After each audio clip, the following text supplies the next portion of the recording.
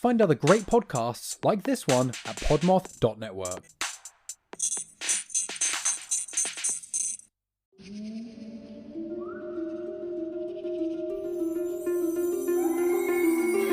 Hello, and welcome to Crime and Spirits, your new favorite true crime and cocktail podcast. I'm your host, Bree. And I'm your other host, Suze. We're best friends who are obsessed with true crime, and we love a good themed cocktail. So, we took our two favorite things and turned them into a podcast. Every Sunday, we release a new episode covering a different case or topic of interest. I'm the resident bartender here at Crime and Spirits. So, every time we get together, I mix up a drink that ties into the episode in some way, shape, or form, and then I teach you how to make one for yourself. That way, you can sip right along with us. We like to keep things conversational around here, so expect some tangents on occasion, as well as some cursing here and there. Think of us as a cross between Dateline and Girls' Night. So, come hang out with us every week while we learn a little something new together. We'd love to chat with you about whatever, really, but mostly true crime. You better buckle up, Buttercup. And sip tight. Let's get on with the show. Woo! Hey everyone, and welcome to Crime and Spirits. My name is Bree. And I'm Suze. We are so glad that you can join us for our very last episode of 2023. Woohoo! Wow. What a year. Thank you guys for an amazing year. I'm so fucking proud of us and what we've put out this year, and I'm so thrilled that you guys enjoy it. Absolutely. And you're still listening and Yeah, still tuning in. we haven't scared you away yet. And so it's that's been a good. whole solid year of podcasting. Yes. I'm really proud of us. Me Even too. when we hit some snags and bumps, which Boy, we did we. sure did, we still managed to do the damn thing. Heck so yeah. And I'm so excited to see what next year has in store for us. And I can't wait for you guys to see it because it's going to be so fucking good. yeah. It's going to be so good. I'm excited for 2024. I hope all of you have a safe and happy New Year's. This episode will come out on New Year's Eve. Yes. So literally the very last thing that we are doing for Crime and Spirit. Uh-huh. So weird. It is. It is weird it worked out like that too. Mhm. And I'm excited. I think we picked a good case, a nice, interesting one to round out the year with. Mm-hmm. So should we just get into it? Yeah. All right. I say let's do it. So today, you guys, we're going to be delving into a complex web of events that ultimately led to the tragic death of Tyrone Hassel III. Tyrone was an active duty soldier stationed at Fort Stewart in Georgia. In December of 2018, while on leave for the holidays in his hometown, he was fatally shot by an assailant. The investigation into Hassel's murder revealed a shocking twist that implicated someone close to him, turning the entire case on its head. Bum, bum, bum. So today's discussion will involve the topic of gun violence. We're going to be exploring the events leading up to that fateful night by exploring the details of the case, shedding light on the motivations, the suspects, and the aftermath that continues to resonate with Tyrone's loved ones. The circumstances around his death are very unsettling, and we understand if you're not interested in listening to that. We get it. We'll catch you next year. Yeah. LOL. LOL. Dad jokes all around. But, you know, we do advise that you always use discretion when listening to any podcast like ours. You know, the themes we discuss, they're not really for kids and they're incredibly sensitive in nature. Plus, in our case specifically, we've got that whole cocktail thing going for us. So we urge you to consume responsibly, safety first, and all that jazz. But let's get to the fun part. Let's make something fun and pretty to sip along with because Suze is absolutely delivering for our last cocktail of the year. My. It looks so festive and delicious. It does. To say that I would like to have a cocktail now would be the understatement of this year. Absolutely. As you know, we both work in the service industry, so it has just really been a grind this last month or so, especially. I think that by the time this particular time of year rolls around, we are just so done with being around people. We barely want to see each other, and you're like one of two of my favorite people. So Girl, truth. So because this week's case takes place on New Year's Eve, we're going to go festive. Like I said, the last few weeks, rather than trying to tie it into the case in some way, shape, or form, we're just going to go full on seasonally festive. Yeah. Because why not? Try to lighten it up ever so slightly. Right. So the drink today combines bubbly with juice and vodka, and it turns into something very delightful. There are quite literally hundreds of New Year's cocktails out there. In fact, there are many that share the same name as today's cocktail, the New Year Sparkler. I love that. Isn't it fun? It's festive. So it takes its name not only from the bubbles in the cocktail, but also from the edible glitter that you know that I love to add to almost anything. Absolutely. So let's start with why is champagne such a holiday tradition? Because I was curious. Yes, tell me. I love to learn. According to Mash.com, around 25% of all champagne is sold in the days between Christmas and New Year's. Is that MASH? Like Mashed, MASHED.com. Oh, okay. Yep. So let's go way, way back, 1500 years back, specifically, to the end of the 5th century.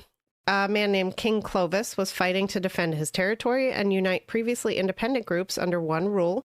He was successful, and as the story goes, he promised his wife, who was from the central region of Burgundy in France, that he would not only become king of all areas of France, but also a Christian as well. Oh. So Clovis was baptized. He was a man of his word. He was baptized in the heart of France's Champagne region. Oh, okay. This started the idea that the region was quote-unquote royal, if you will. French kings actually continued to be baptized there for centuries. It was a big deal. Lots of local wines were drunk during these events. You might be asking, what the hell does this have to do with champagne? Right. Right.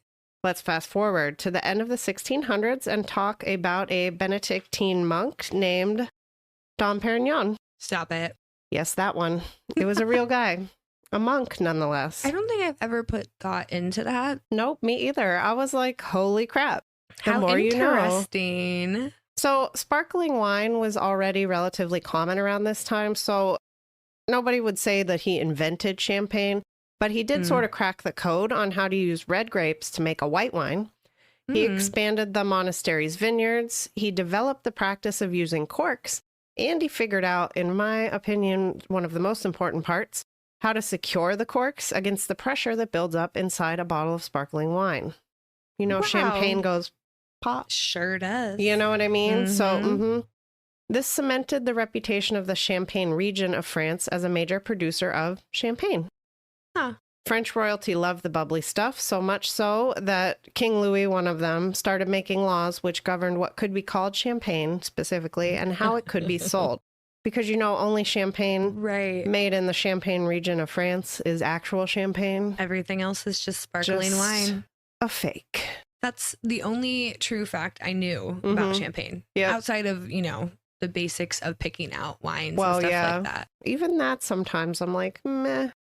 Is the label pretty? Right. Put it in the cart. So the wines Dom Perignon was experimenting with had already been a part of royal coronations for centuries. And only a few decades after the Benedictine monk made his improvements, champagne was front and center at another celebration, the Fête de la Fédération. I'm not French. I took Spanish in high school, so bear with me. This was in 1790, and Champagne region wines were the only ones used to celebrate the end of the French Revolution. Wow. This is blowing your mind? Yes. Yes, Me actually. too, girl. Not long after, champagne became an integral part of the Congress of Vienna, and after that, it was widely used to celebrate the signings of major treaties and the end of diplomatic meetings.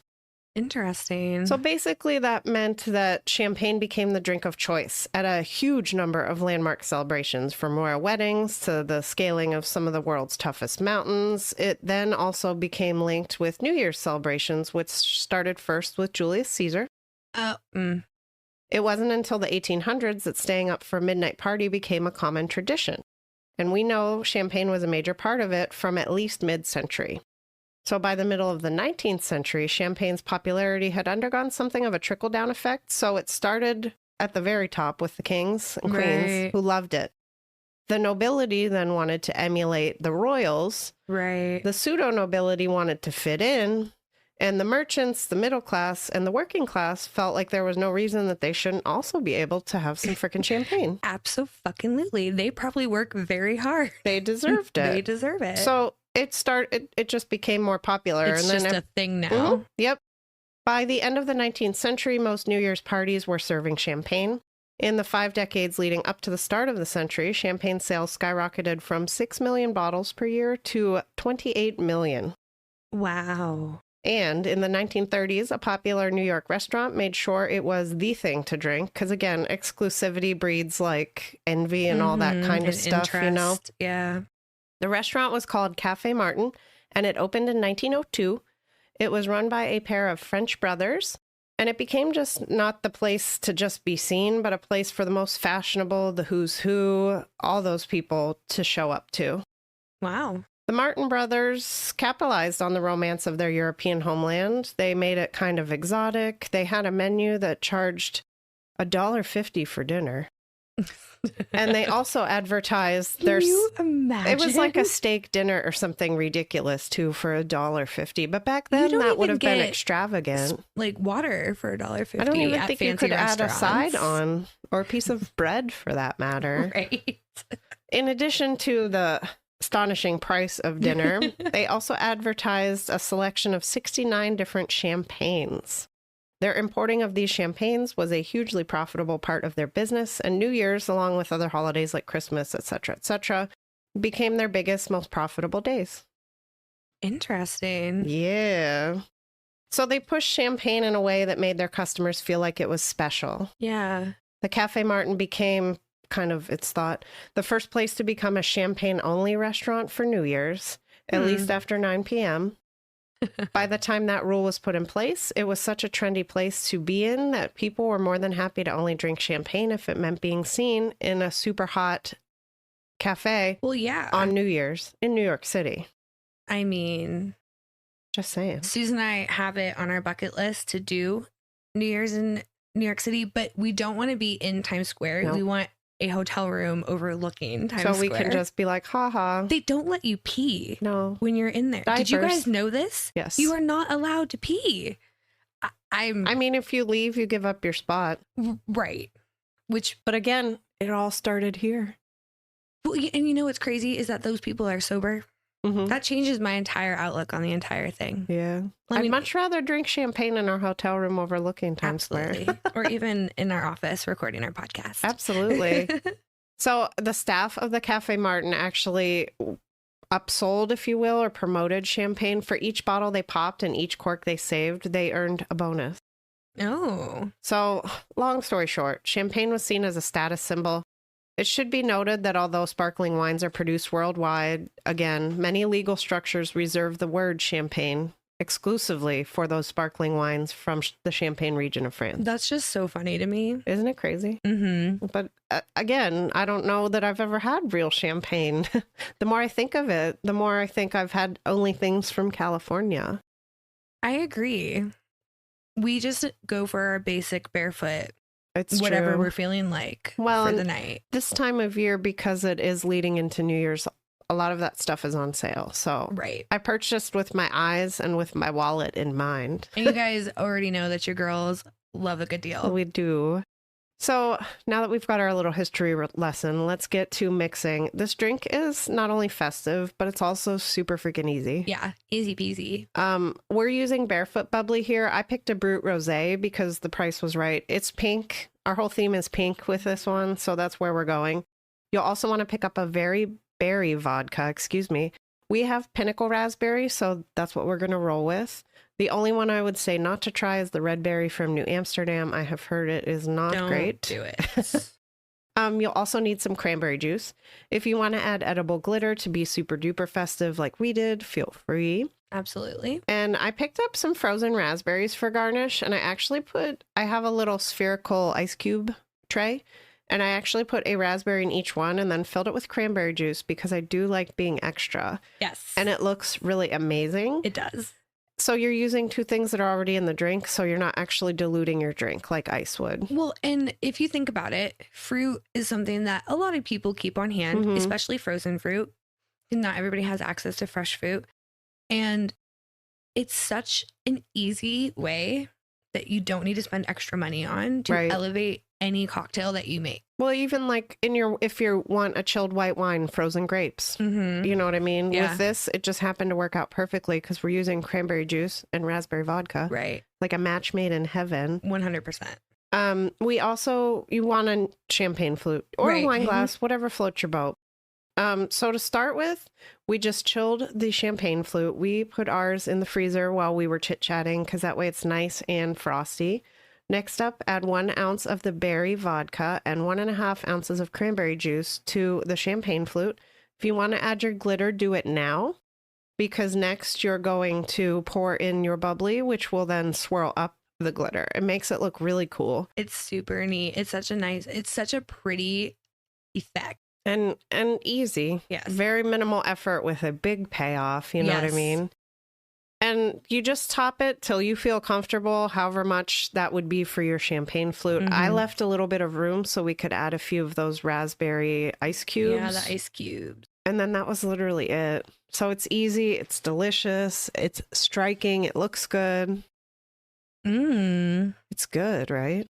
Oh, you can barely tell that there's vodka in here. Right. So there would be the problem. That's why I had Yep. initially been on the fence about putting it in a wine glass, but I'm glad we went champagne flute because I think we would be schnockered if we drank a whole wine glass We of don't this need stuff. all of that.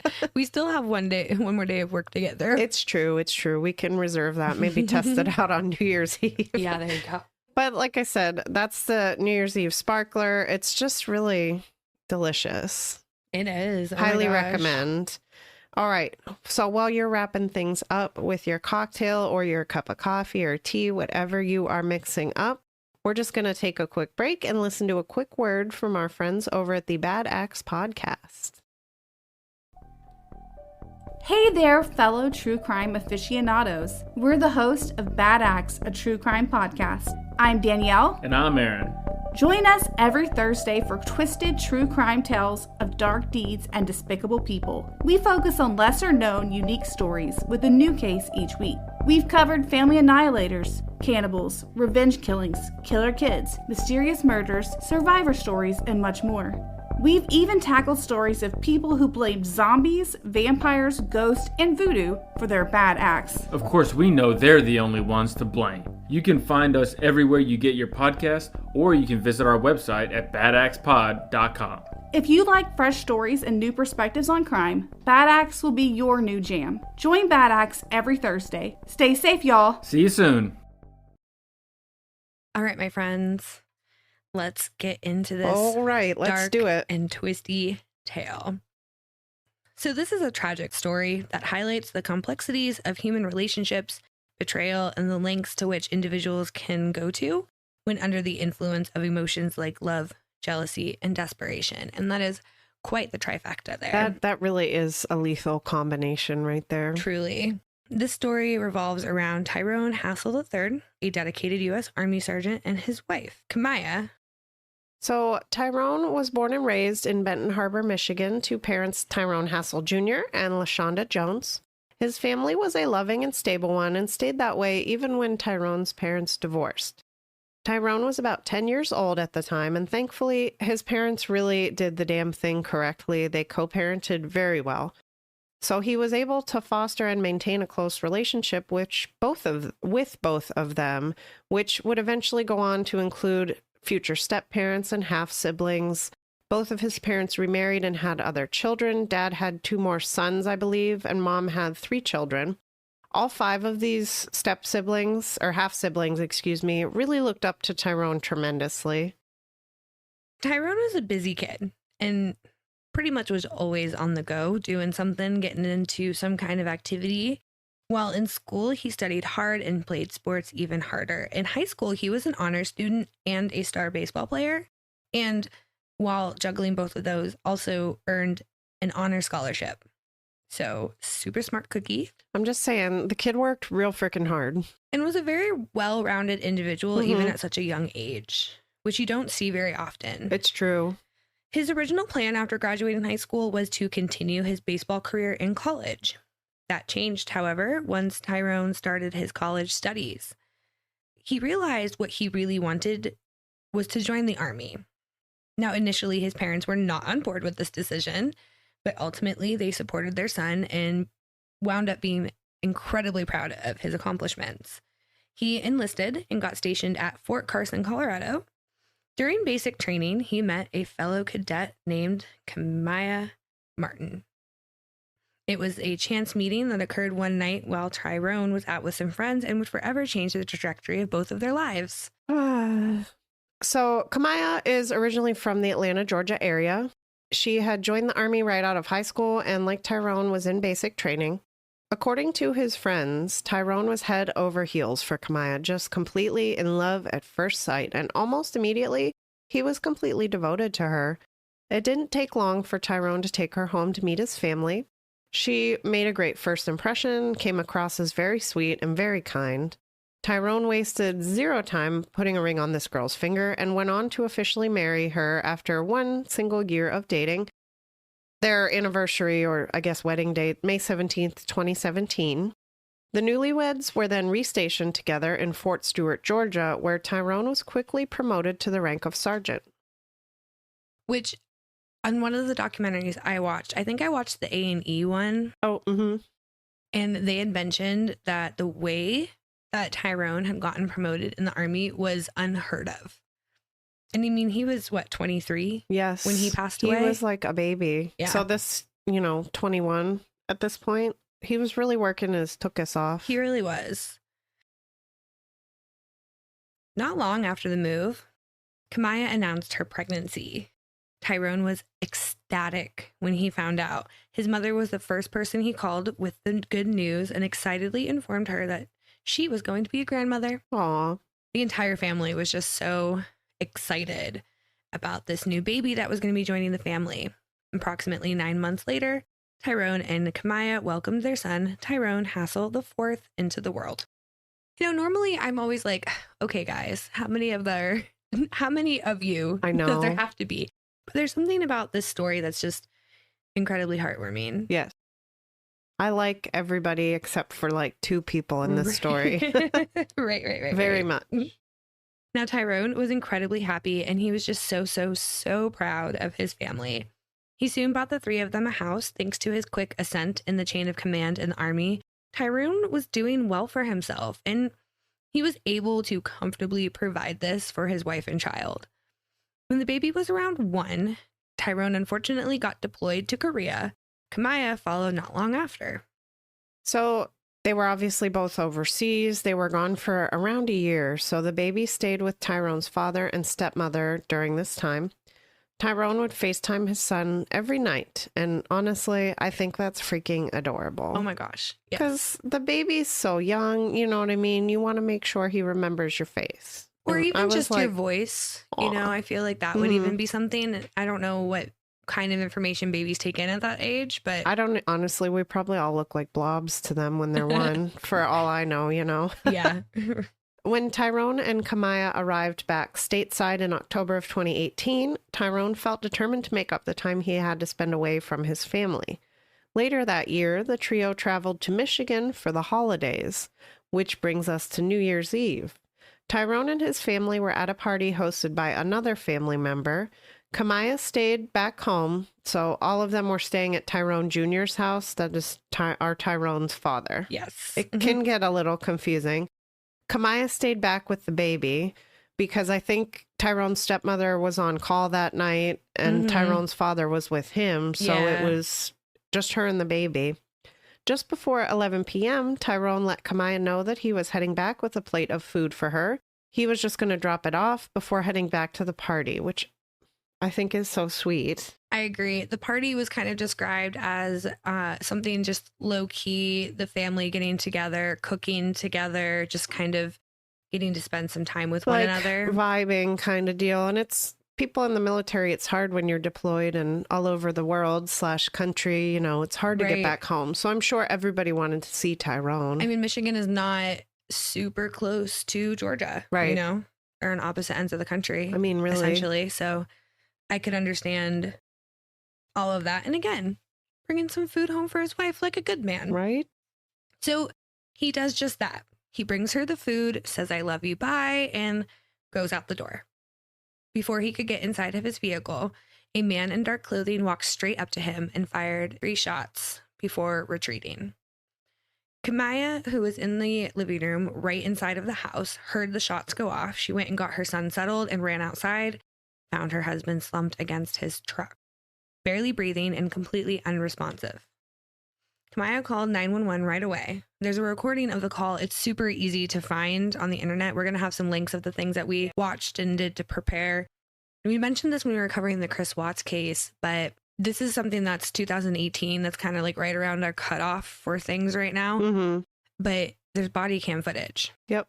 From that night and it is heartbreaking to watch. Full disclosure. There's extensive amounts of it too. It's very detailed. So again, we'll provide the links if that is your jam, if it's something you really want to check out, because it really is heart-wrenching to hear and see everything that's going on. It absolutely is. It's also a fascinating study of human behavior, which I think you guys will understand a bit more as we navigate this story. So like I said, recording of the call, we're going to make sure you guys have access to it. In it, you can hear Kamaya crying hysterically, and she was just saying, quote, "I need help. My husband was shot. I need help." Officers arrived relatively quickly and EMS immediately followed. When they came upon the scene, they found Kamaya cradling Tyrone, just sobbing, just hysterical. There was a very visible pool of blood beneath his head and some blood splattered on the nearby truck. Paramedics were able to find a pulse and quickly got him into the ambulance. At this point, Kamaya actually tried to get in with him, but they did not allow it. One of the guys physically had to restrain her. Remove her from said ambulance. Climbing in. She was just hysterical, and overall, nothing about this scene was good. Like, none of it at all. After arriving at the hospital, Tyrone was rushed into emergency surgery, but unfortunately, there was not much that could be done to save him. He had been shot in 3 different places: the head, the neck, and the upper arm. Plus, there was the issue of the massive blood loss that occurred due to those injuries. The news of Tyrone's passing was shocking to say the least. He had no enemies. In fact, it was quite the opposite. He was described as a friend to everyone. Plus, he didn't even live in the area, so it's not like... And he hadn't for several years. Exactly. So... It was incredibly unlikely that there was some vendetta or something like that at play. Right. The motive behind this murder was just very unclear. And investigators had quite an uphill battle ahead of them, but they were absolutely determined to solve this case. I mean, a shooting involving a military sergeant. There was no way they were just going to let this one slip through the cracks. One of the gentlemen in the documentary I watched said he was a former military service member as well. So he took it extra personally, which I found very endearing. It's like no man left behind type thing. You know what I mean? I always really enjoy, I can't imagine how hard it is to be a police officer. And while I have my reservations about some of the things and the way our police system is in our country, I can't imagine what it's like doing that job. Right.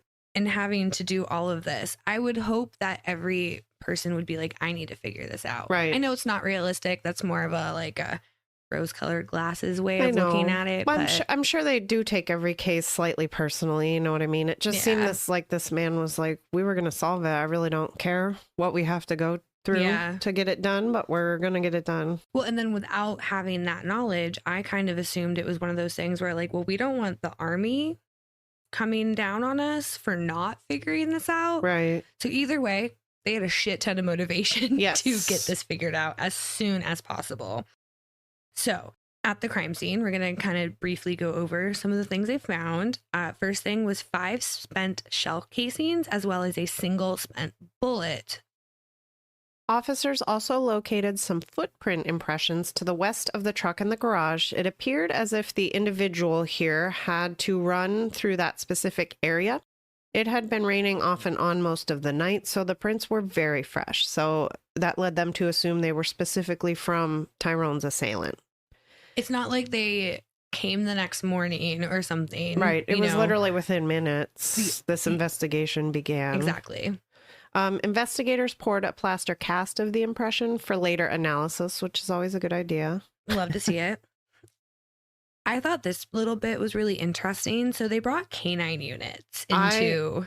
I love canine units. I know. It's always I don't want to say fun little addition because that's totally not the right word, but I find the quote unquote science Yes. behind it. I was going to say the science behind canine investigating. I think it's very interesting. I wish I understood more of it. But... I agree. So they bring in these canine units, and they were brought in specifically to just search the surrounding part of the neighborhood. And one of the dogs caught on to a strong scent pretty quickly and actually headed north-northwest across the way before stopping suddenly in the middle of a driveway. So something about this house and the driveway, it was for sale at the time, and it was empty for quite a while leading up to the murder, which is really a long-winded way to say that there shouldn't have been any sense strong enough for a canine dog to pick up, let alone confidently follow from a murder scene, if you guys get what I'm saying. Mm-hmm. So this basically led investigators to believe that this was where the getaway car must have been parked, because like we said, it was a matter of minutes after the shooting occurred that the police were there. Right. So all of this happened incredibly quickly as far as the actual attack went. So all of it was fresh, I guess you could say. You know what I mean? Scents, footprints, that kind of stuff. Well, and obviously he had to get away somehow. Right. The footprints didn't go endlessly into the neighborhood. There was a stopping point at some point, Right. which I thought was a very interesting tidbit to this whole thing. So that night at the scene, detectives questioned Kamaya. She led detectives through the chain of events leading up to the shooting. Kamaya told officers that she called 911 and administered first aid before calling Tyrone's father to inform him of what was going on. She said she didn't see any shooter, nor did she know who the shooter could have been. Officers also spoke with Tyrone Jr., our victim's father. He didn't know of anybody that his son may have had problems with. He was thinking that it was likely a random robbery. Like we said earlier, Tyrone was doing pretty well for himself. He had a nice truck. He looked the part, the whole 9 yards. The area he grew up in and was currently visiting at that time wasn't considered to be a wealthy neighborhood, if you know what I mean.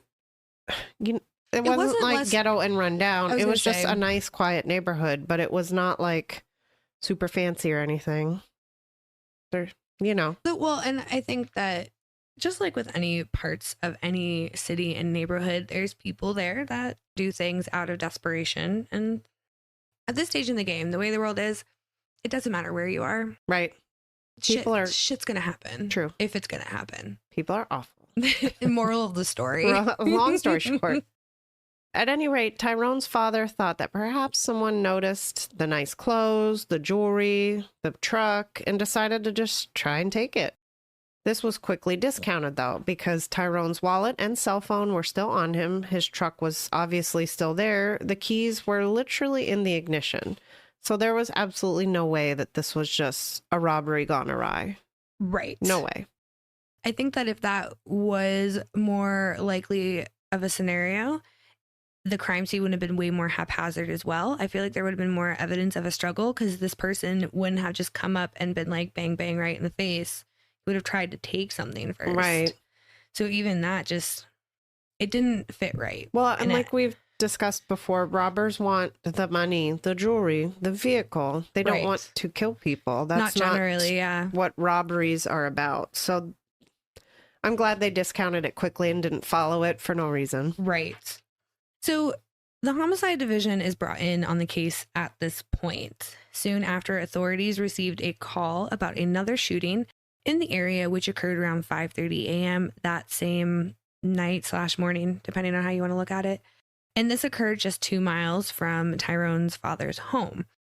This shooting was deemed unrelated pretty much immediately. It appeared to have been the result of a fight between a couple of people at a New Year's Eve party. I'm sure that's not really unlikely at this time of year. So that was not a connection in any way, shape, or form. The morning of New Year's Day, authorities began going door to door to ask neighbors if they saw anyone or anything, heard anybody, anything at all that was amiss in connection with Tyrone's murder. Many of the homes were longstanding community members who knew each other fairly well. So if you saw an outsider, they likely would have been noticed. A neighbor around the corner from the Hassel home had actually seen a darker colored, newer model vehicle backed into the driveway across the street from them. And yes, this is the driveway we were talking about earlier. Ooh, is that the driveway? So the neighbor saw a man in a hooded sweatshirt exit the car, walk towards the Hassel home. Not long after, they heard gunshots before seeing the man run back to the vehicle and speed away. Unfortunately, this neighbor could not give any kind of clear description of the suspect, but this was a lot more information than what they had previously, so... At least that was a specific place to start, I suppose, you know what I mean? It's nothing a else. direction to head in. I was going to say, if nothing else, I feel like it confirms what the oh my gosh, the scent dog theory. Oh, mm-hmm. With the getaway car and all that stuff. Absolutely. So all of this left police with basically just a whole bunch of dead ends. In the meantime, the Hassel family held a candlelight vigil on January 3rd at Tyrone's father's home. Kamaya was there, of course, with her mother and sister for support. Tyrone's family loved Kamaya. She was a part of the family, and they really took care of her during this difficult time. Despite having to navigate their own grief, Tyrone's family continued to work with police to try and catch his killer. Apparently, his stepbrother had allegedly been involved in some robberies. Because of this new information, police came up with a new theory. This was just a case of mistaken identity. The stepbrother also allegedly had attracted the attention of some threatening individuals, and this led authorities to suspect that the brother had been the real target. So it was dark, whoops, we shot the wrong guy kind of thing. Right. So police asked Tyrone's stepbrother to come in for an interview. He agreed and denied having anything that could tie him to Tyrone's murder. Police sussed out the lead and eventually concluded that he, the stepbrother, was clear of any wrongdoing. At this point, the police were out of leads, promising and otherwise. They just nada, nothing, zero, nothing. Not a single thing. On January 10th, their luck finally changed. Detectives received a phone call from an anonymous woman in Georgia. She said that she lived around the Fort Stewart Army Base. And for those of you playing along at home, we remember that that's where Kamaya and Tyrone were stationed. Uh-oh. So she said point blank that the authorities needed to take a second look at Kamaya, just out the gate. And that is because Kamaya was allegedly having an affair with another soldier named Jeremy. Oh, we literally talked about this. Cuellar. Yeah. Mm-hmm. We literally talked about this before we started recording. I'm so sorry, guys. I'm terrible at that shit. I'm really bad with names. That's why I watched a documentary so I could hear everything correctly. Cuellar, right? Cuellar. Because I remember hearing it and being like, that does not sound the way it's spelled at all. Right. Cuellar. Got it. I don't have it. The anonymous caller was certain, absolutely certain, that this affair was a thing and that Jeremy was the one that killed Tyrone. So authorities hopped on a plane, went to Georgia, and began questioning people that lived on the base. So to start with, they spoke with 2 members of Kamaya's unit. These members of the unit confirmed the affair to the police. In fact, a lot of people, reported seeing Kamaya with Jeremy all the way back in South Korea. Apparently, the base was on the smaller side, and each barracks had separate living spaces located within a 4 to 6 block radius of one another. A decent number of people saw Kamaya and Jeremy going out together, getting out of taxis together, and multiple people reported seeing them go into a bedroom together and shut the door. I wonder what they could be doing in there. They're very obviously just cleaning the floor or something. Not even subtle. No, that's the thing that I think really got me. Not at all. Didn't even care to try and hide it. Yeah, it didn't seem like they were trying at all. Ugh. One witness elaborated and said that Jeremy seemed to have been obsessed with Kamaya in a really unhealthy kind of way. According to this specific witness, Jeremy told them, quote, "He's got to go," in reference to Tyrone. This same witness went on to tell police that Jeremy literally told them that he was the one who pulled the trigger. On January 8th, there was a morning briefing for the platoon that revealed the death of Tyrone. This was the day that Cuellar reported to his fellow soldier that he was actually the one who did it. Again. Boldly, brassily, big balledly just said, "It was me." Again. I just made up that word, but I'm here for it. Not trying to hide anything. You killed a man and you're just like, yeah, I did it. No shame in any of it. I think that's what's getting me the most already, is that just no shame at all. You know, this is a really weird little side note, but that's what always, I shouldn't say freaks me out because that's too dramatic for what it actually is, but it always makes me wonder about people who are in jobs where unfortunately killing another person is part of the job. And I just feel like getting, what's the word? When you're subjected to that kind of violence and you are Like just desensitized? that's the word. Yeah. Mhm. When you're desensitized to that, I feel like doing something like this isn't that far of a leap. And then when you add an unhealthy obsession, I don't know. It's just a weird observation I made, I guess. It's a really swirly, twirly story that's happening right now. It's just so crazy because you have so much to lose when you're in the military that it just seems like, why would you Just why? want to risk that? For a girl? I guess. I just or really... for another guy? Like, it's just crazy. I don't understand it. Right. So a little teeny tiny little bit about who this guy Jeremy was. He grew up in Chicago and he lived in a rough neighborhood. He stayed out of trouble for the most part. There wasn't really a lot in his background or history that kind of waved any red flags. He graduated school with decent grades. He eventually joined the military after working odd jobs for a little while. Oh, and one more thing. He also got married at a super young age. And I don't think this will surprise any of you to learn that he was still married at the time of the murder. So everybody's married. So they're both terrible. Great. Okay. Cool. Got it. As we mentioned, Jeremy was also deployed to South Korea. He did not return to Fort Stewart until January 4th. After that, because not everybody, but I think their unit was on leave for the holidays or something like that. I'm pretty sure. That's at least how it read to us. So this whole timeline of everything linked up with what the police learned from his fellow soldiers. It was surmised that Jeremy had gone from Chicago to Benton Harbor to stake out Tyrone's father's home as well as track Tyrone's movements. To put that into context, it's less than a 2-hour drive away each way, because it was kind of both places were on like the border enough that it wasn't hard to get there. I mean, Suze and I drive longer than that for our monthly drag show. I mean, it's Mark really, drives, we ride, but right. still, But the travel time is there. And that drive is literally nothing. So this was not out of the realm of possibility. Mm-hmm. Yeah. So they were starting to kind of put all the pieces together. And after the fact, authorities found out that Cuellar went to Michigan 4 separate times between December 19th and the 31st. We actually find out later that each time he tried to commit the murder but wasn't actually successful until New Year's Eve, which that's so terrifying to think of. But that's scary. Nobody knew he was there lurking around.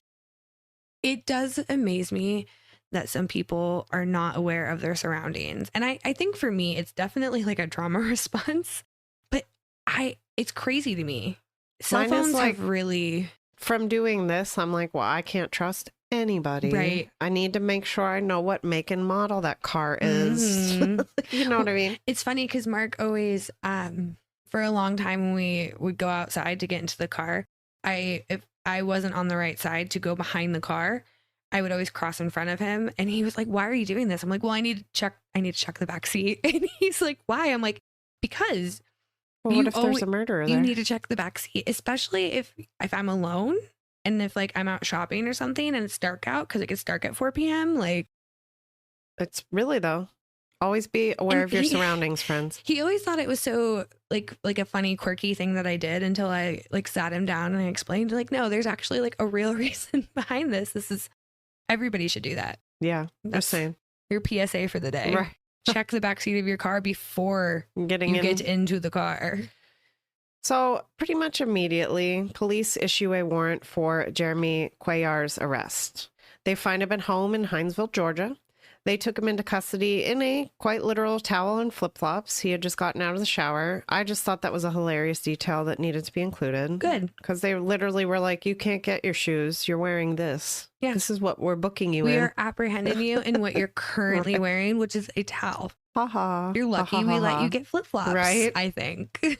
So Jeremy basically clammed up immediately. He just refused to talk, but his home did the talking for him, if you will. Right. When they searched the home, they found a hoodie, a gun magazine, and a purchase agreement for 2 weapons. In October and December of 2018, Cuellar purchased 2 pistols from another member of the Army. One was a .40 caliber Glock, the other a 9mm Ruger. The latter just so happened to match those shell casings that we found at the crime scene. Remember those? Oh my gosh, that's so weird. And then they searched his vehicle. There were 2 receipts found in his vehicle. One was from a clothing store and one was from Walmart. You guys. This one, it's almost so obvious. It would be funny if it wasn't sad. The one for Walmart was proof of purchase for a GPS unit paid for in cash. I didn't even know you could still buy GPS units because I have a cell phone that tells me where I need to go. Exactly. But why would you want to do that? I mean, I can't possibly see any reason for it. So obviously this was incriminating. It showed intention to hide where he was going and tried to avoid being tracked so easily, like via his cell phone. Yeah. You're so smart. Get rid of your trash. I mean, what is wrong with you people? What are you hoarding receipts for? Stop it. It's always that kind of shit too, right? It's always a receipt for something. Honestly, good in No, this I agree. instance, but come on. What the fuck, bro? Right. So the next big question that came out of this whole situation was, is it a big one? did Cuellar work alone? Police decided to re-interview Kamaya because now they had evidence connecting her to her husband's murder, and that is suspicious. Very, very, to very say the suspicious. least. Yep. So the officers asked her to come in, and they just directly asked her about the affair and any potential involvement that she may have had in the murder. And of course, she denied everything, including the affair. Bree, I find that shocking. I know, right? I can hardly believe it. She just told the detectives that she knew him from work. Like, we work in the same place, doing the same job. Of course, like, we know each other kind of thing. Mm-hmm. Right. Well, these detectives felt the same way that we both do, and they knew better. And they just confronted her directly with the information that they collected from her fellow soldiers. Like, why would they lie? They would have no reason to. No. At all. So this is when Kamaya changed her tune. She confessed to the affair. She stated that her marriage was not a happy one, and that ever since their son had been born, her and Tyrone had been having problems. She said that she didn't feel wanted or appreciated. So, break up, right? No. But she couldn't divorce him. But why? Because then she would lose out on a lot of security, specifically financial security. And even more specifically, that financial security would come in the form of being the beneficiary of Tyrone's hefty life insurance policy. Because if divorce were to happen, he would be like, well, no. Right. Because that would then go to his son, were anything to happen to him while he was serving. This girl, you're telling me we now have motive and now proof? we have motive. Ooh. Motive and proof. So Kamaya said that she reached out to Jeremy while in Korea, and they grew closer while working very close together. Initially, one way to put it. Right. Initially, the relationship went from a confidant kind of thing to a full-blown affair pretty quickly. She insisted that the relationship meant more to Jeremy than it did to her, however. She also said that Jeremy had told her that he was planning to get rid of her husband once they were all back in the good old US of A. This happened while they were deployed. The conversation. I'm pretty sure in bed. That's also. what your note said. Ugh. So some pillow talk about murder. Gross. Cool. He specifically said that he was going to get a gun and shoot Tyrone. But Kamaya didn't think that he was being serious. Oh, of course not. And apparently the reason why she didn't try to stop him was because she didn't want him to be mad at her. But wait, I thought that you didn't think he was serious.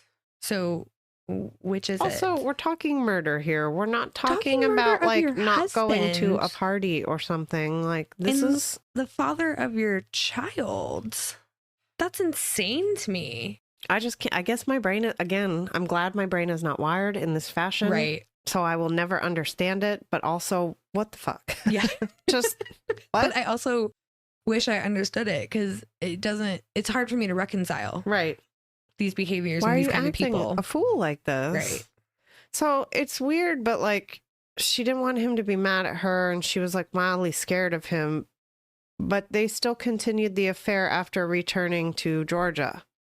Okay. Okay. You can't be that scared, girl. Sure. All right. Yep. Okay.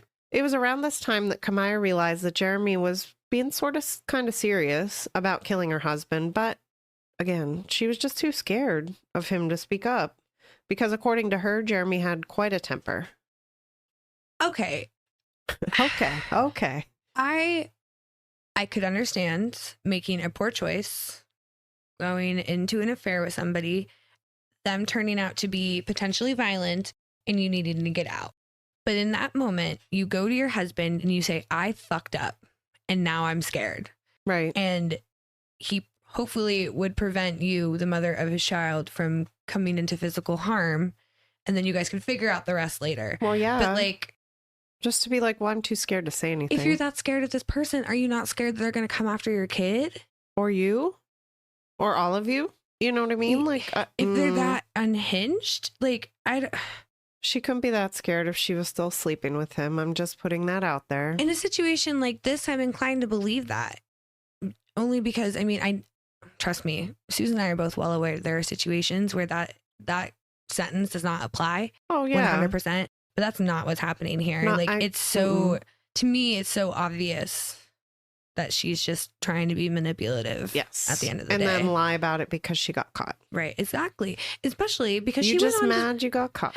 Right. And here's the thing, you guys. She went on to say at one point that, quote, I'm just as guilty as he is, end quote, because she had given Jeremy multiple updates about her husband's whereabouts on those 4 particular visits. And police were just not buying what she was trying to sell them in any way, shape, or form. So she was arrested and charged with first-degree murder of Tyrone Hassel, as well as conspiracy to commit first-degree murder. Ooh. And it should be noted that during the same interview, she failed a polygraph test as well. And as we know, that's not always 100%, but I do think that it's a good baseline just to kind of see what triggers that kind of response in a person. Right. And just as a little note, her bond, which I thought was kind of crazy in a good way, was set at $2.5 million. I was like, whoa. I'm not saying it doesn't fit the crime, but I was like, huh. It's the army. Fuck around and find out. With the fucking military, with any military. Like, no thank you. So on January 12th, 2019, Tyrone is laid to rest. Tyrone's family also learned that Kamaya and her boyfriend were charged with Tyrone's murder on this date. To say everybody was shocked by this would be, again, quite the understatement. Everybody was just blindsided 100%. On one of the things I watched, it featured a lot of Tyrone Jr., his father. Oh, mm-hmm. Who was very charismatic to listen to in a lot of ways. Like, his grief was palpable. Absolutely. But also just the way that he described the situation, it was just, I don't know. I can see how Tyrone III grew to be the man that he was. Right. Because this guy seemed like he just was a really good guy at the end of the day as well. And he really loved his son. And my point with all of this is that he spoke about how betrayed absolutely he and his family felt by like finding that out. We welcomed you into our home. You know what I mean? They took care of her when she was playing the grieving, part of a I grieving say with wife. heavy air quotes. That takes some. That's like a psychotic level of shit that I can't even imagine. Kind of shitty. I just can't imagine. For real. Same. Honestly, same. So let's get into the trials a little bit. Let's talk about what happened. Of course, Kamaya's defense began to try and prove that her confession had been forced. That's the natural thing, right? The police forced the confession out of it. Tale as old as time. They were basically just trying to retract her confession. And if successful, this would actually exonerate Kamaya. And then it could potentially affect Jeremy's trial one way or the other. Right. Absolutely. Kind of thing. They reiterated the fact that Jeremy acted alone. It just, the whole thing was really weird. And at the end of the day, if Kamaya's retraction was successful, it would absolutely make prosecuting Jeremy a lot more difficult, which we know for a fact that he killed Tyrone. Right. So we definitely didn't want that to happen. Before the judge could make a ruling on this whole situation, Kamaya really screwed up. Fucking good. Honestly, I don't know if this is just arrogance or if this is just stupidity. You guys decide and let me know what you think. She called her mother soon after being booked into jail, like pretty soon after she got arrested and all that jazz. I think was her first phone call. Quite literally was to her mother. Yeah. She confessed. You guys, she literally said in a recorded call from the jail, quote, "I knew what was happening with Tyrone." She went on to say that, quote, "It was planned in Korea. I got myself mixed up in something I didn't think would be like this. We planned it." We planned it. Not I, not he, we. Not I was scared for my life and this, that, and the third. None of that. Her mom literally was like, what? Yeah. Because you could hear both sides of the phone call, and I was like, oh no. I think Kamaya said something about her being disappointed, and she's like, disappointed is not what I am. And like the way that she said that, I was like, ooh, what a mom move that was. Mama's mad. Good. But you should be mad. It's just crazy. She went as far as telling her mother that she planned it with this man named Quay. Who wanted them to be together. So she was still putting the blame kind of on him, like, well, he wanted us to be together. It was never me. It was all him. You literally stepped out on your marriage. Both of you stepped out on your marriages. And, just in case we need to keep score here, that is now 2 separate confessions from Kamaya. One directly to the police, and then one in a recorded jailhouse call. What? So I also watched part of the trial, and the guy that took her confession, the police officer or detective rather, at the end of everything, he had her rate how he treated her from a scale of 1 to 10. Oh. And they both signed and dated it. So she can't say it's forced, because I'm sure she gave him favorable reviews, right? It didn't specify. I think at that point, the paper that they were showing was shown to the judge. So I didn't actually see it. And you know how it is sometimes finding stuff on YouTube. You don't always get like full clips and everything. Right. So I was having a hard time navigating finding that. But I just thought it was really interesting that he had that put in place, because he was also the one who gave her the lie detector test, if I remember correctly. So I'm pretty sure that this is something that he basically was like, I make sure that that's not a thing. Right. And if they have any issues, I want them to say that here. So when we get to this moment, it's not a thing. Right. She tried it though. She really did. So on July 15th, 2019, Kamaya's trial begins. Her attorneys argue that the murder was all Jeremy Cuellar's idea. Prosecutors counter with evidence that Kamaya was the driving force behind the murder plot because, authorities had searched her phone after her arrest.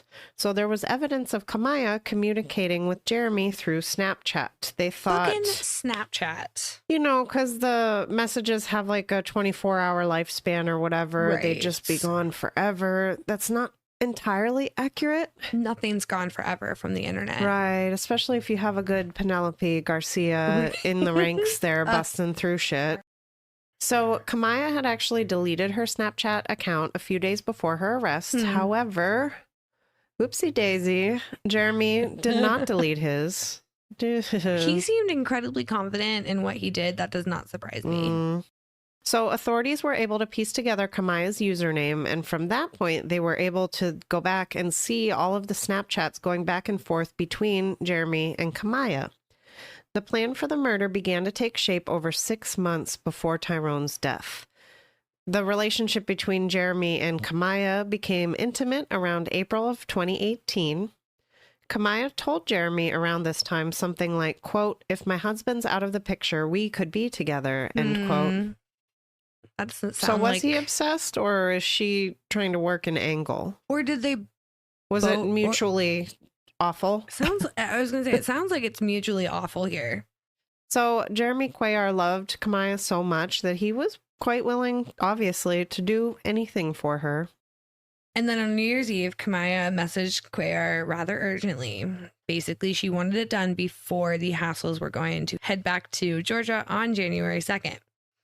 So shortly before 11 p.m., Cuellar Snapchatted Kamaya saying it wasn't going to work and that he was going to head back home. This, to me, proves that he did not want to do it. And then this bitch said, no, don't come back. He's coming home with food shortly. Get it done now. That End doesn't sound quote. like somebody that's afraid. Again, what the fuck? The balls, these people. Well, My God. Here's the thing. Kamaya would receive an incredibly large beneficiary payment from Tyrone's life insurance. It was approximately $500,000. There was another source that said $400,000. But either way, that's a shitload of money. And this speaks to motive. Prosecutors went on to talk about how Kamaya acted the part. She was sobbing. She was just hysterical. Trying to leap in the ambulance, clutching Tyrone to her chest, that kind of thing. And that really just speaks to her being manipulative and just generally awful. Just really kind of just a shitty human being. It was very believable, though, because again, like we mentioned, there's the body cam footage. So it's all in real time. And it really was. Had I not known better, I would have absolutely been buying what she was selling. Yeah. But then it's interesting if you go back and watch it. With this knowledge? With the knowledge. I'm like, wow, that does seem then it seems kind of obvious. Yeah. Because the way that she went into she didn't put up a fight when she got pulled out of the ambulance. And I think that if somebody tried to tell me, like if something happened to Mark, you were going to try to tell me that I couldn't go in the ambulance, you better fucking cuff me. Because there's nothing that you're going to do to get me out of that ambulance. Right. Like you're going to need to sedate me or something like. So that I found a little odd. But again, I also went into it kind of knowing where this went. So I'd be interested to know your guys' thoughts on all that. Absolutely. So on July 18th, 2019, the jury reaches their verdict in Kamaya's case. She was found guilty of first-degree premeditated murder as aider or abettor. She was also found guilty of conspiracy to commit first-degree premeditated murder. This led to a mandatory life sentence with no parole. Witnesses in court actually said Kamaya showed no remorse, literally just a cold, hard bitch. She did not make a statement in court either. She expressed no remorse, not a damn thing. When asked if she wanted to make a statement to the court or if she wished to remain silent, she just wanted to remain silent. So, and this is a quote, "Justice was served, but we still lost," according to Berrien County Chief Assistant Prosecutor Steve Parangeli, after the jury delivered the verdict. Quote, "The Army lost a good soldier. Tyrone's father lost a good son," end quote. And Tyrone IV lost a good father. Tyrone Jr.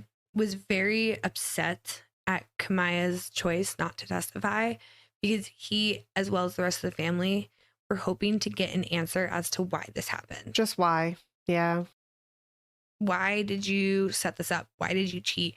Why did you then come in my home and let me take care of you while I was putting my own grief aside to do that for you? That's just heart-wrenching to me. And these, honestly, Tyrone, the Hassels seemed like such nice people. They really, really did. So I know they did it out of the kindness of their heart because that's the type of people they are. But she still, was family. like, how deep that knife cuts, you know?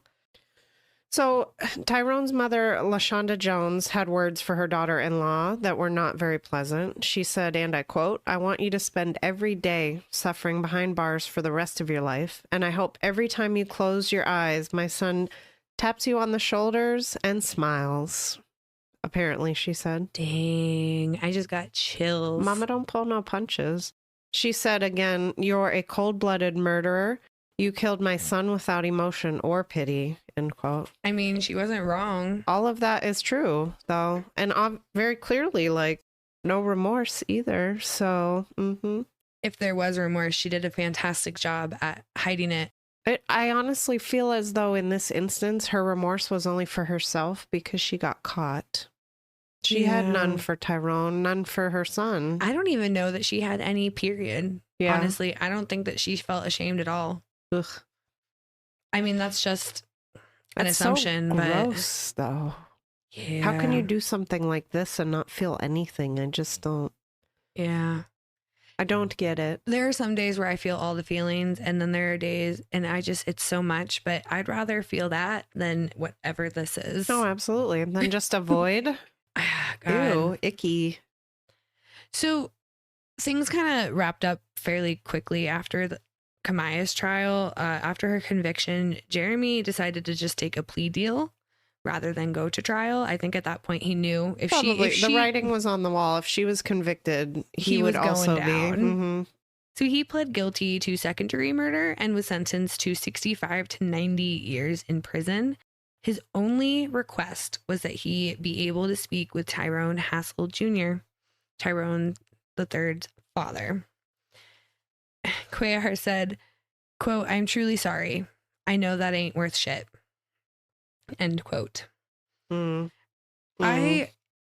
If you are interested in this story and watching the dynamics of all these people when they are speaking and interacting, I would highly recommend you find the footage from this conversation, because listening to Jeremy Cuellar tell his story was fascinating, because he has a completely different version of events. That checks out. That here. Kamaya was the one that manipulated him and convinced him to do all these things. And, you know, if you could lie like that, like the way that she did, calling 911, I don't know. I don't not believe it. Right. For what it's worth. And also, there's a really crazy part. Tyrone said that at the end, because Jeremy asked for his forgiveness. And Tyrone said, "Look, like, I understand hearing your story and I appreciate you telling me that." And he's like, "Outside of this, you probably were a good dude." Like, this family is just so full of such good humans. Like, I know. it's just ridiculous. But then he reminded him at the end of the call that he was going to have a very tough time in jail because Tyrone had friends there. Ooh. It was crazy. There was at one point, Jeremy looked at the dad and was like, "You look like you want me to rot in hell." And he's like, "And I understand that." And that, the way that Jeremy delivered that was almost, it was scary. It was wild. I think you guys should check it out. It was, why did you even agree to go talk to this person in the first place? That's crazy. I don't think I could do it. I think this is another instance where Tyrone Jr. wanted answers to the why. Yeah. He wanted to know, for better or for worse, you know what I mean? Mm-hmm. That's my thoughts. And I wonder too if parts of the story got to him, because, you know, Cuellar did tell Tyrone's father that he had been planning to divorce his wife, and he fell in love with Kamaya after starting a romantic relationship with her while they were stationed in South Korea. He even got attached to the baby. Ew. I didn't care for that. I did not like it. Jeremy went on to say, quote, "I had issues already. I was hated all over the place. For some reason, I thought Kamaya was my life, and that it was she who manipulated him into believing that he needed to kill her husband if they were to be together," which I'm inclined to believe only because of the sum of money that was at play here. Absolutely. If it wasn't for that, I would be more inclined to believe Kamaya's versions of events. But that life insurance policy doesn't sit right with me. One of the last things that we have at least noted from that conversation was when Cuellar said, quote, "My mind was twisted. I thought I had to do that in order for me to have a family with her because I wanted to have kids." And a statement like that leads me to believe that maybe his first wife, like his wife, didn't want that, maybe. Right. Or maybe, or they couldn't have that, you know what I mean? Yeah. Or maybe having Kamaya in this relationship with her and her having a son. I don't know, man. Crazy. I just feel like Kamaya saw the weakness in Jeremy Cuellar and just like a magnet was like, I'm going to exploit this. Well, because like, you know, my first instinct is to not have any empathy for the person who did the murdering, because that's really wrong and he shouldn't have done that. But I just really wonder how much he may have been manipulative or led to believe something. it's not hard to fuck with people's minds. No, for sure. It's just Especially when not- people are already like not doing well mentally or Well, emotionally. like, we don't know, you know what what I mean? they saw when they were serving or what this person, either one of them, experiences individuals. Like, Right. we both have friends that have served. Like, it can get really fucked up for them. Absolutely. So who knows? Any one of them in this situation, really, I guess. I just feel like it was a very toxic blend here. You know what I mean? It was Just not from top great. to bottom. If you're not happy in a relationship because you're feeling underappreciated, use your words. And if those don't work, then leave. Right. Because you don't Definitely not deserve to feel that way, murder. but not murder. That should not be one of An the option. options. It shouldn't even be near the list. It shouldn't even be a thought in your brain. Oh my goodness, these people. Now, here's where Jeremy Cuellar starts to lose some traction in my mind. Mhm. In July of 2020, he tried to withdraw his guilty plea. His appeal went all the way to the Michigan Court of Appeals and then went even further to the Michigan Supreme Court. They denied his request in August of 2021. Kamaya has also petitioned for a new trial due to a claim of ineffective assistance of counsel. Basically, what that means is her excuse here is that she was the victim of battered partner syndrome, and her defense team did not pursue that angle. She claimed that she was subjected to extensive physical, verbal, and emotional abuse during her marriage to Tyrone. Tyrone's father, however, vehemently denies that his son was abusive in any way, shape, or form. Yeah. From everything that I have read, again, I don't know what was happening behind closed doors. Right. This man did not seem like one of those people, though. Yeah. And also, why is it only coming up now, 3 years later? That's what I was going to say. I'm never going to outwardly disagree. Like, like I'm not going to tell somebody, no, that didn't happen. Like, if you're saying that was your experience, I'm not going to argue with you about it. Right. Because like you said, we don't know what's happening.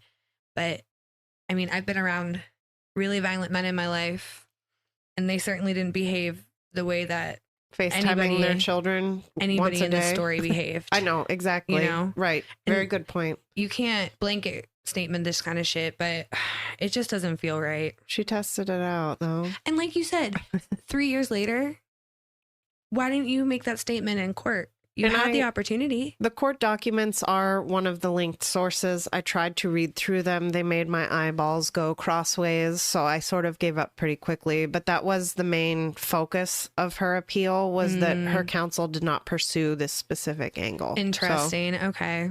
Yeah. I can't read all the legalese. It just made me go cross-eyed, so. Fair. It didn't matter, however. In November of 2022, Kamaya's conviction was upheld by the Michigan Court of Appeals. So, all that being said, it did not amount to anything for her. Right. At least not what she wanted. At the end of the day, Kamaya did not pull the trigger, but evidence throughout her trial in 2019 showed that she and her lover, Jeremy Cuellar, plotted the killing so they could be together, but also have a bunch of money. Gross. That's just really icky. Just all of it. Yeah. This seems kind of like a loose end, if you will.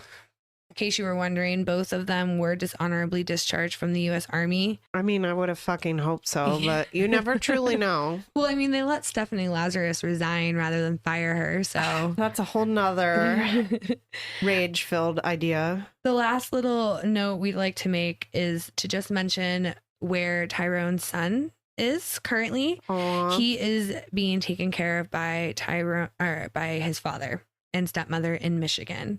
He was originally with Kamaya's mother, but it seems as if once she was convicted, that caused a change. We don't know what that looks like or why. I do remember Tyrone Jr. said either at the trial or right around the trial that he hoped to see the baby soon. They hadn't seen him for like a year, so I'm curious to know what changed. I'm happy though.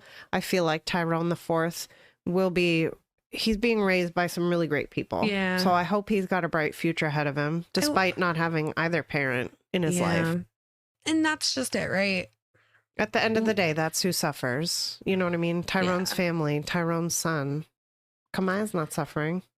I mean, she might be, but not nearly Fingers as much as the rest crossed. of these people. It's crazy to me. It's just, I don't understand cheating in the first place either. Like, that's something that, like, it just doesn't cross my mind. If you're unhappy, then do Go something to fix else. your situation Right. that's not hurting others, I guess. I don't know. What a crazy story. To go from an affair, though, to basically like a hired hit is just... Yeah. I don't know how we got there, but that's where we wound up. I know that the term trauma bonded really specifically refers to people in physically abusive relationships. But I wonder if there was some element of that kind of situation when Kamaya and Jeremy got together, if they were deployed when they initially got together. You know what I mean? If some of that chaos or something added some element that bonded them in a way that caused us to get here. I don't even know if it needed to be trauma bonding. I feel like being in the military breeds a sort of camaraderie that we will never understand because that has not been our life. Do you know what I mean? So even if it's not trauma bonding through serving, it's just the closeness and the deepness of what you're going through. You know what I mean? So I'd be curious to know if that situation, if that played a role. Mm-hmm. Not that it changes anything. At the end of the day, a very good man lost his life, and for what? For nothing, you know. This is one of those things that you could have just left. It could have been solved. Absolutely. But greed. Ugh.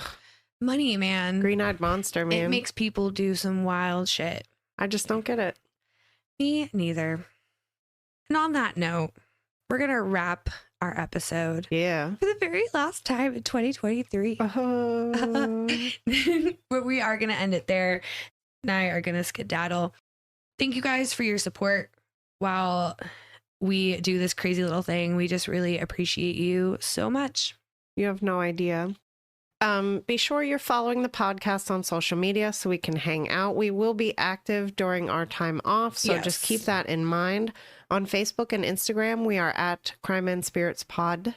On TikTok, we are at Crime and Spirits Podcast. This is where you're going to find ingredients, recipes, videos, the whole 9 yards, showing you how to make each drink, dumb nonsense we find funny, the whole 9 yards. If you'd like to follow us personally, you can find us each on Instagram. I am at Suze, not Susan. And I'm at Bree _ not the cheese. If you are into what we are doing over here, and we really hope that you are, we would love it if you left us a rating and or a review, or even shout us out on social media, tag us in your drink pics. We love to repost stuff. Come on. Like literally in any kind of way. We just want to know how you're feeling about what we're doing. And also to just connect with you a little bit in that way. And we do shout out if you leave us a review. We do mention you on the podcast. And there might be, I don't know, like giveaways or some crazy shit happening next year for reviews. It's in the works for 2024. So keep an eye out. Another thing I'd like to mention, we are going to be working behind the scenes during our time off. We're not just taking the entire month to just do nothing. So if there is a case or a cocktail or liquor or literally anything that you want us to check out, talk shit about, any of the dive things. into, send us an email, crimeandspiritspodcast@gmail.com. We like to keep things separate a little bit if we can. The email we want to have, it's easier to sift through stuff, if you will. So that is where you could do that. And finally, if you are interested in becoming a monthly supporter of our podcast, there is a link for that in the show notes. Feel free to smash that link. So at the end of every episode, we normally do a corny little joke to shake off the heebie-jeebies, but we're not going to do that today. No, we're just going to talk about how wonderful this last year has been. Suze and I are really like in our feels about it, and we saved it for the end because if you're not interested in our shenanigans like by all means, we will see you in February. No big deal. I hope you have a great new year. I don't know. We haven't really shared a whole lot about like our personal backstories, and I do plan to do that a little bit more next year. But like, you guys have no idea. This past year has been such a struggle. And also one of the greatest years and the most growth that I've ever had personally. And I honestly have this podcast and all of you out there listening to thank for that.